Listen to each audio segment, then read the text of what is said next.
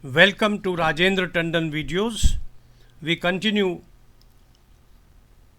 highlighting Shlokas written by Bhartrihari in the Sringarashatkam, a compendium of 100 Shlokas on Shringar, the erotica.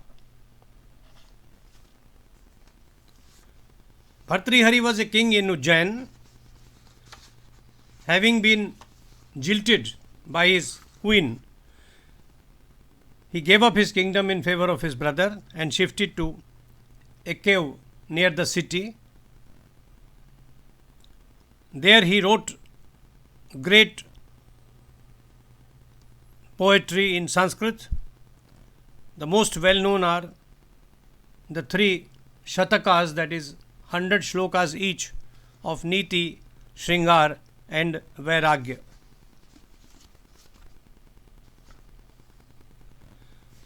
He occupies a prominent place among the ancient poets of Sanskrit literature. He belonged to the eminent tradition of Valmiki, Vyas and Kalidas. Although his output was not very large, it had a brilliant quality of thought and imagination. His writing is pithy, compact and original in imagery.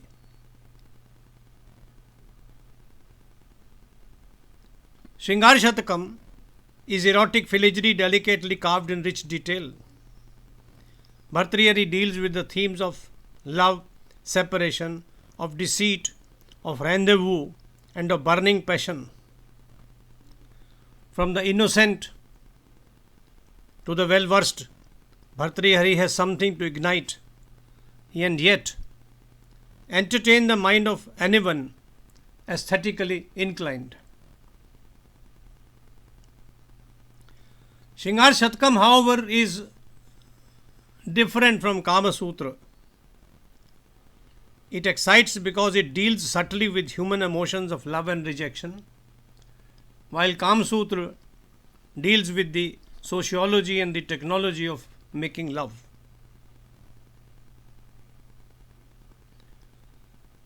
The Sringarashatkam has the color of palash and saffron, fragrance of sandal kevada, juhi and mogra flowers, song of the koel and of the dancing peacocks, kingly gait of the swans and music of the droning black bees and the slanted, naughty glances of doe-like damsels. Rich in detail, warm in color, soothing in the afterglow of love, Sringarashatkam Shlokas cannot be put down.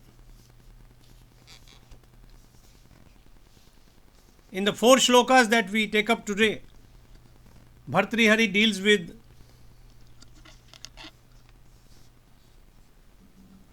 the mischievous looks of a woman, although she looks innocent.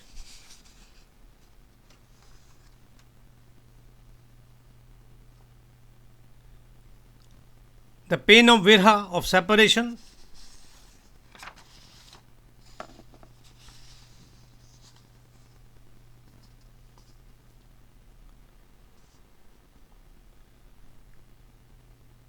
The appreciation of beauty of her body, of her firm breasts, and of soft black hair running downwards from your navel, and how a beautiful woman looks like a constellation of planets and stars. It's a very original imagery. We will take it up by and by.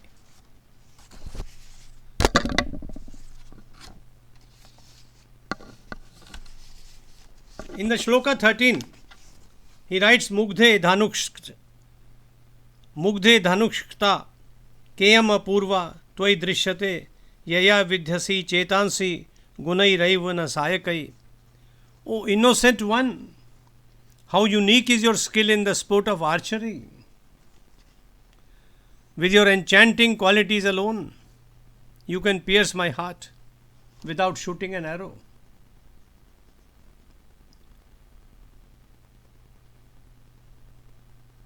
This is an image which is to be found in everywhere, world literature, piercing the heart with the arrows of love. But the way Bhartrihari puts it, that she can pierce his heart without shooting an arrow. That's interesting. In the Shloka 14,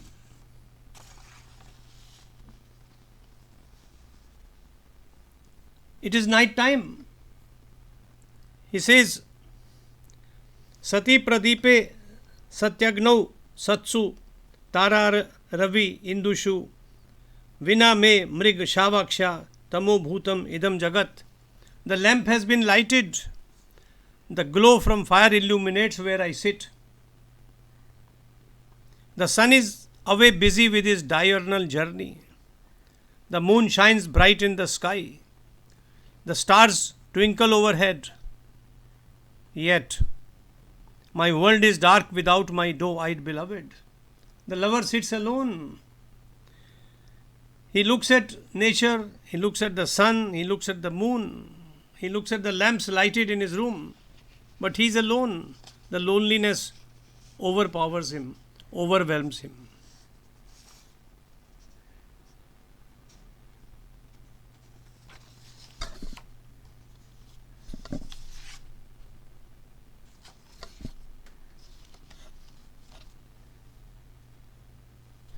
In the 15th shloka,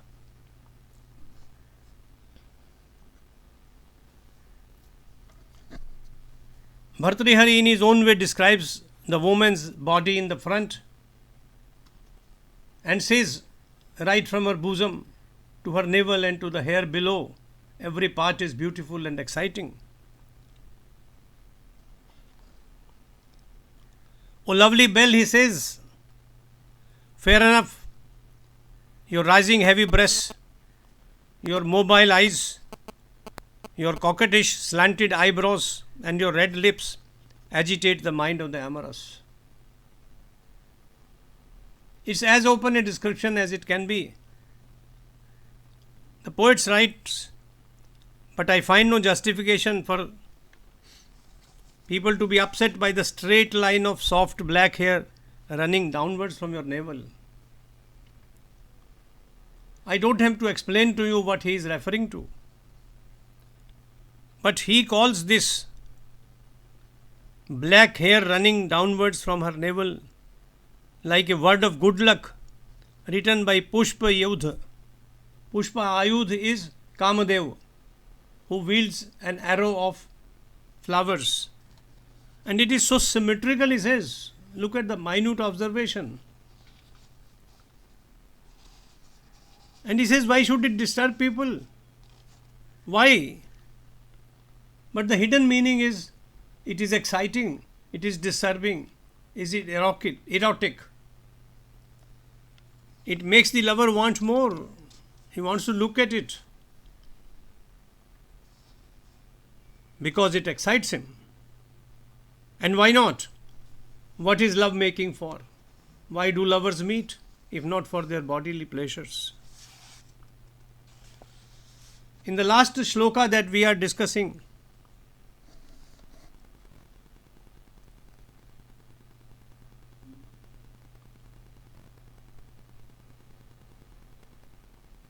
he makes a great point. Guruna stan bharen mukh chandren bhashvata sanishchar abhyam padabhabhyam reje grah miva sa. This beautiful woman looks like a constellation of planets and stars. Please consider the images, the similes. Her solid breasts are heavy like Guru. That is the largest planet around the sun, Jupiter. Her face is like the moon, but she is lustrous like the sun, and she moves slowly like Shanishchar, that is Saturn, which takes a long time to go round the sun. A woman walking slowly, displaying her assets, is considered to be beauteous, a great specimen of mankind or of womankind.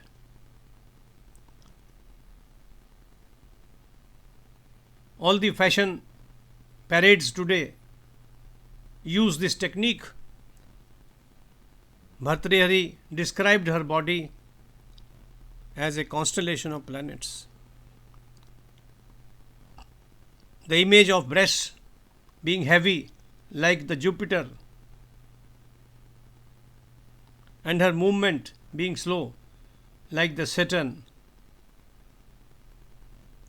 These are great images, these are unforgettable, and these are highly original. That's how Bhartrihari wrote.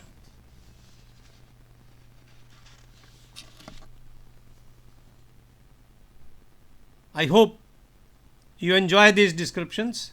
I have illustrated this video with suitable pictures from Khajuraho and from master artists of Kangra as well as from European countries. Thank you for visiting this site and listening to me.